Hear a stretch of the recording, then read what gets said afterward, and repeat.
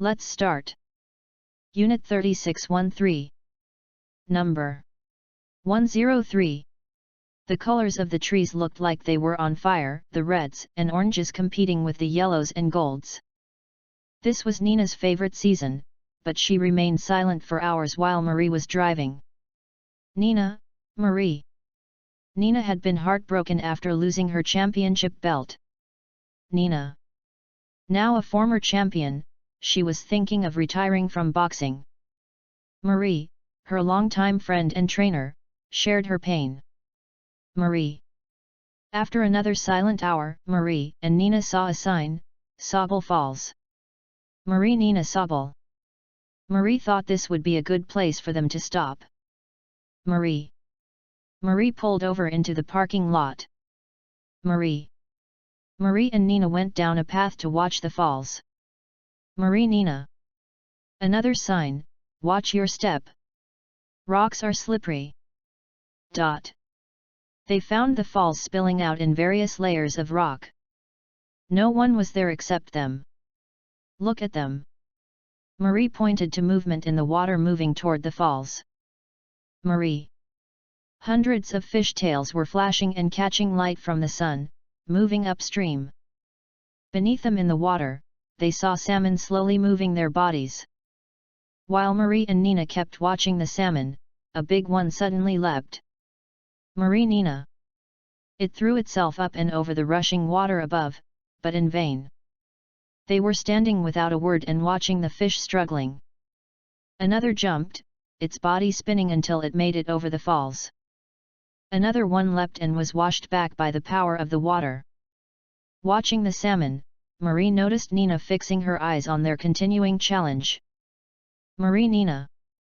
Nina's heart was beating fast at each leap and twist. Nina. Then, with a great push, a small one turned a complete circle and made it over the falls. He made it.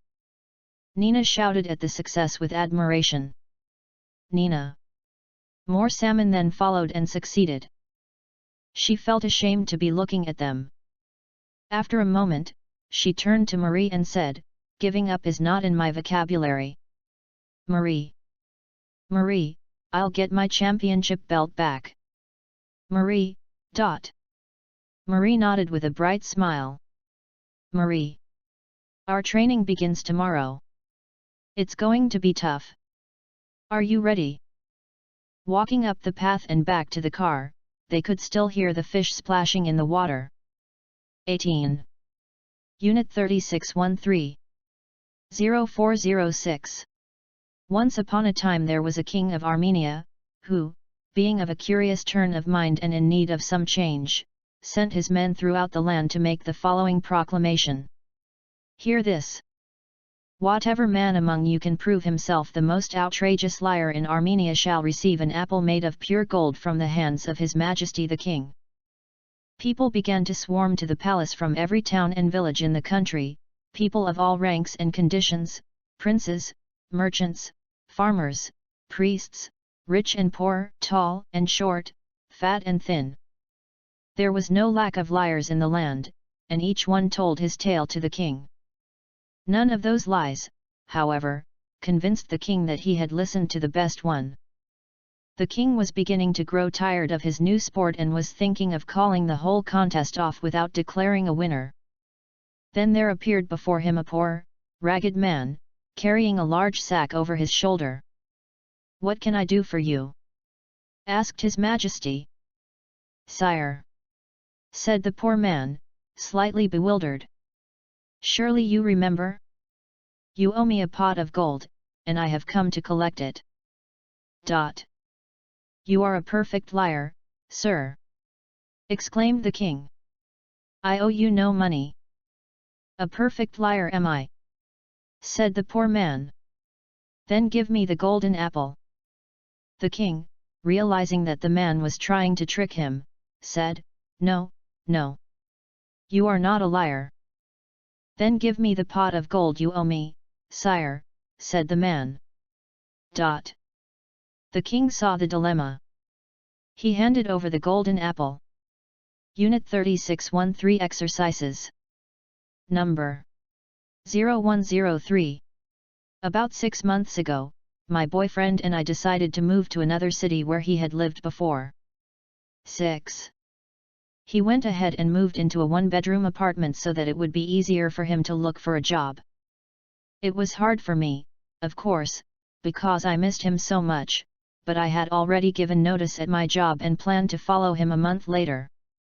As time went by, however, nothing seemed to be working out. My boyfriend did not get a job, so he had been out of work for nearly a month. On top of that, I couldn't find anyone to take over my apartment. If I didn't find someone who could move in the day I was moving out, I would have to pay another 3 months' rent, which I could not afford. 3. Time and money seemed to be running out on us. When I was really desperate about a week before the final move, I purchased 3 wishing stones in a street shop. That night, while holding the stones in one hand, with the other I wrote down everything I wanted. I wished for a job for my boyfriend, and I wished that I could move into the apartment he had rented. Also, I wished for a nice person to move into my apartment on the day I would be leaving. I carried the stones in my jeans pocket so that every time I touched them, I thought about the list of things I had written. And guess what happened? A man called me about 5 days before I was going to leave, saying that he wanted to move into my apartment. And he even bought my washing machine, which I couldn't take with me and wanted to sell. I could move into the apartment my boyfriend had rented, and we had 2 weeks to feel at home in the beautiful new city before he signed a contract for a new job. 2. Unit 3613. Number 0406. A physician was once summoned to attend to an unusual case. He found a pale, sad, 17-year-old boy, reclining on a sofa, in an ornate room adorned with rich, silk tapestries. 17. His eyes were half closed, his head was bowed, and he was pale like a marble statue. Several doctors had been called to examine him and, unable to diagnose his condition, had concluded that his problem was psychosomatic. At a glance the doctor realized what was wrong with the boy. He suffered in his gilded cage, a self-absorbed prisoner, for he did not know what it was to go out to give happiness to those in need. The doctor asked him to get ready to go out with him. "With you?" asked the boy. "Where?" In an undertone, the doctor said to him, "That is a secret. I can only tell you that it is for your own good." The boy got ready and the doctor took him to a quarter where poor people lived. They carried with them many gifts in cash and kind. At the first house which they visited, the doctor had to help the boy to keep his balance as he walked. At the second, the boy went ahead of the doctor. At the third, he almost ran. When the children and the poor women thanked him, he cried with joy. The outing seemed too short to him.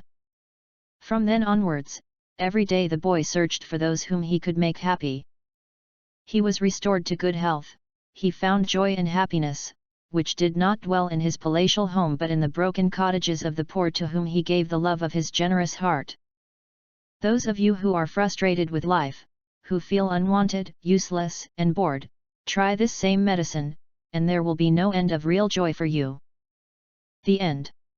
Good job.